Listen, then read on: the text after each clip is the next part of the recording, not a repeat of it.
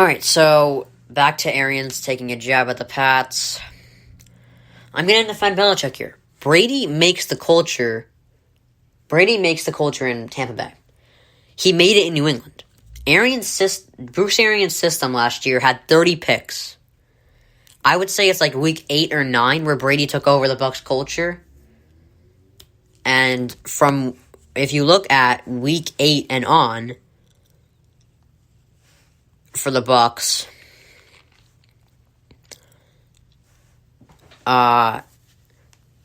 win, loss, win, loss, loss, win, win, win, win. And then 2 other wins in the playoffs. So, I'd say it was more around week 9, or I think it was after the Saints, after the big beating of the Saints, he took it over.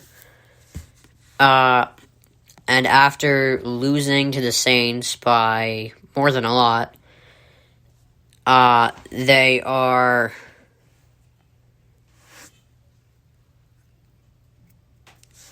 5-2. And if you count the playoffs, 7-2.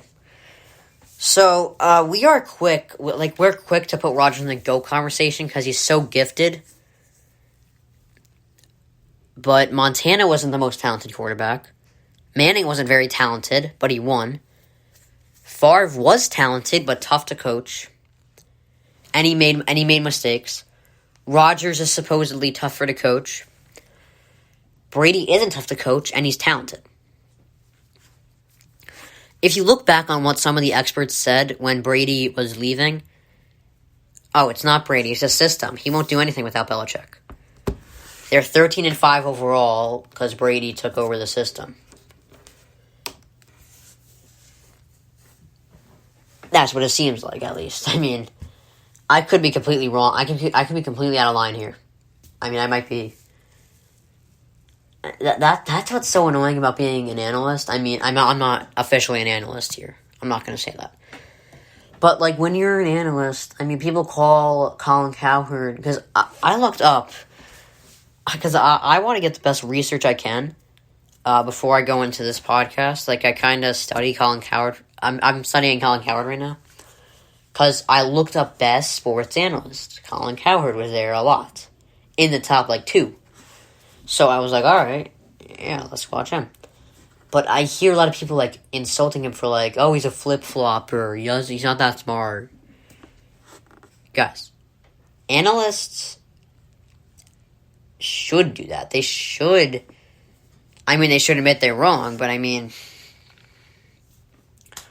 and I guess that's kind of something that Cowherd doesn't seem to acknowledge a lot. But that's what I feel like that's what Colin right, Colin wrong is for. That's why I check my predictions. It's not ripping off Colin Cowherd. It's proving that even the best analysts, and I'm not an analyst yet again, but the reason I do that is to prove that there's a reason we flip-flop. We're talking sports here. We're not. We just give our predictions here. We're not geniuses. It's like the weather. It's like predicting the weather on the Weather Channel. Are they always right? God no. But you can't predict. You can't see the future. You can't. Obviously, it's. That's why I check my predictions, because I'm wrong a lot. And why I mentioned that Colin Cowherd is up there, even a top 2 sports analyst is wrong a lot. So it's tough to be right and wrong here. But I know one thing I know I'm right on is Gase being interviewed by the Seahawks is terrible. But I could be wrong here, maybe because there was, like I said, there was opt-outs for the Pats, and maybe Belichick does know a thing or two. Alright. So, here is the news again. Alright. Here we go. Alright. So, this is another one that's already thrown out there. Mahomes will be playing in the Chiefs game. Alright,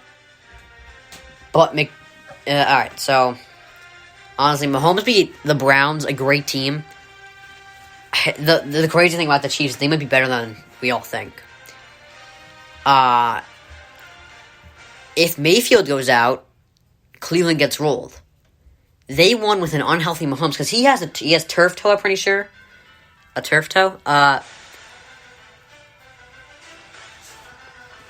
He wasn't 100% all game, and then he was out for a pretty good portion of the game.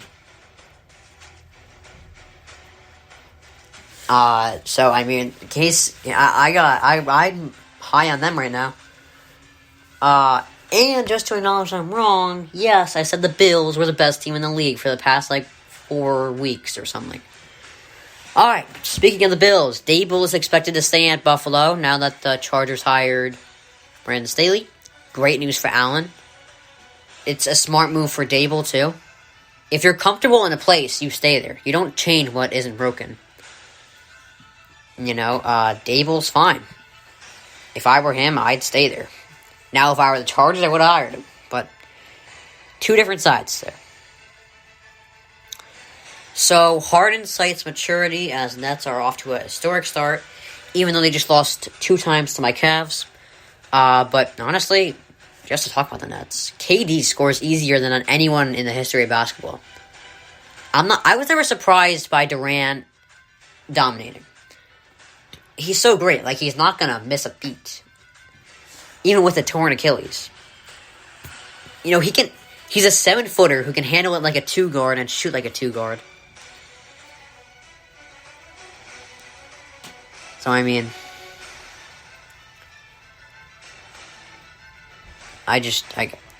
So, Kyrie apologizes to fans. Did he really needed a pause after 6 games? And it may have been family issues, but he was shown at a birthday party dancing. I don't know how much I like that. Honestly, I think they'd be so good if they got defenders. Because they're gonna score. We know they're gonna score. If they patch up their defense and Kyrie buys in, they're a dominant 5-year dynasty. Alright. So, are the Chiefs favored to win the Super Bowl here?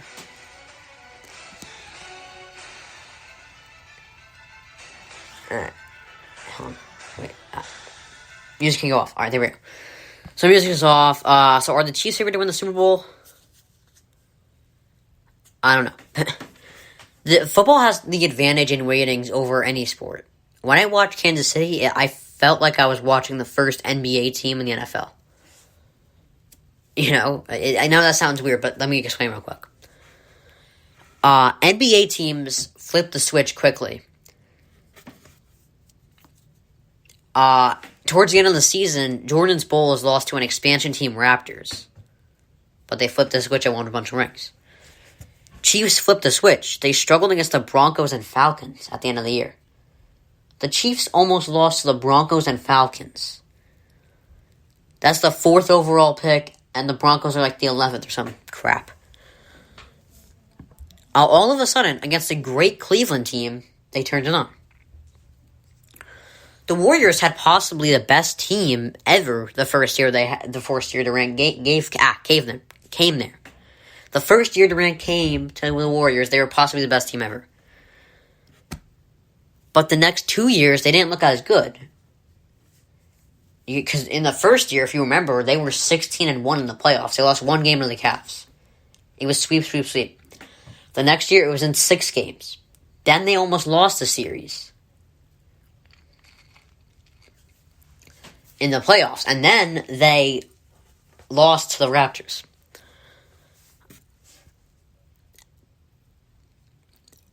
They didn't, but it was because, I don't think it was because they got less talented. It was because they were more bored. I've been saying that the Bills are better, but today I think the Chiefs are way better. I've never seen a team get first downs easier. I'm sorry I said way better. I think that's a bit of a stretch. But they look better than the Bills right now. So here's a wacky thought I had. Do the Nets really need Kyrie?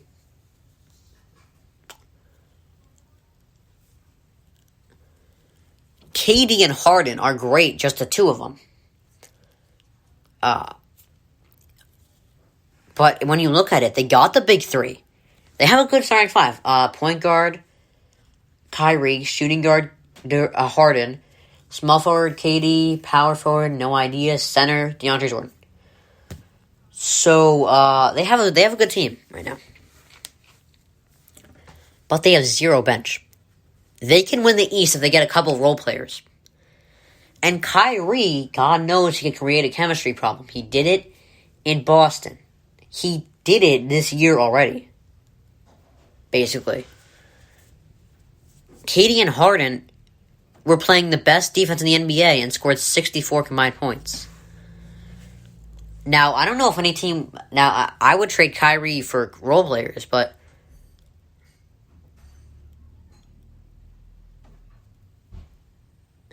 But I mean, like...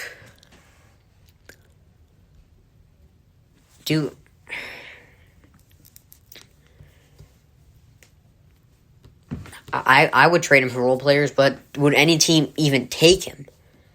Like, people might be, oh, the question is, does he buy in? No. The question is, would any team want to trade for a guy like that? Because I personally wouldn't want to trade for him, but I would personally want to trade him. I just don't like Kyrie. I used to, when he was on the Cavs. I used to like him a lot. I thought he was a great player. Very talented. I thought he would be a great replacement once LeBron retires or leaves. Like, because there were already rumors about LeBron leaving the Lakers and all that, you know. Oh, okay. And I was like, whatever, we got Kyrie. We'll be fine. Good God, thank God we traded him. Holy crap.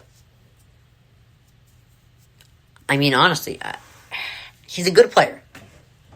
He's a good player. I'm going to clear that up. We know he's a good player, but he's not a good person, and that is a lot. That's a big thing to not be. You know, Harden...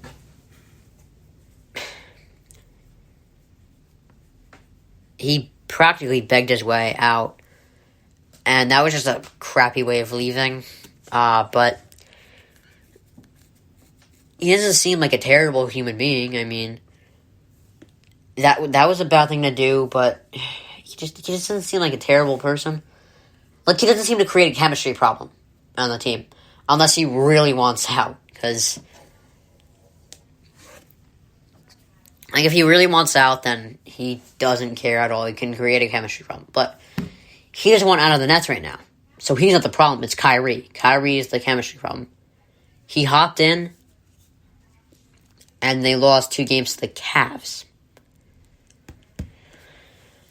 And it's not saying the Cavs aren't just getting better. I mean, they clearly are. I mean, Garland and Sexton are playing well. And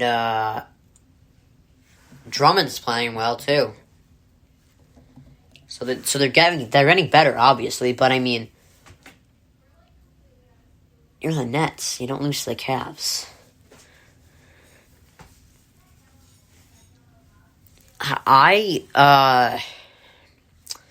So obviously there are games on today. I think, not only do I hope, I think Green Bay's going to win. They have 3 good O-linemen. They have a good quarterback, a good wideout, good linebackers, a good corner, good safeties. I like where they are. So here we go.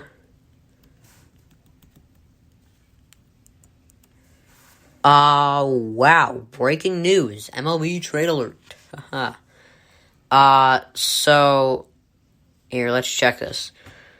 Yankees acquire pitcher Jameson Taillon from the Pirates for those look like minor league names, so that was a good trade on the Yankees.